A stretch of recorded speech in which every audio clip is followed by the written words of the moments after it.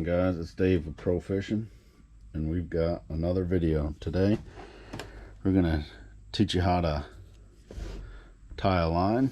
So first you're gonna take your hook. This is one of the easiest ones to tie. I'm using oversized line. It's an 80-pound test just so you can see it better. So you're gonna go through the hook and get 5 twists. 1, 5. Take the line,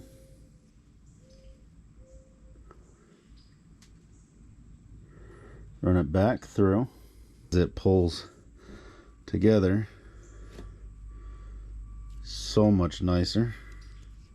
That will work in a pinch. That's how you put that one on. Thanks for watching.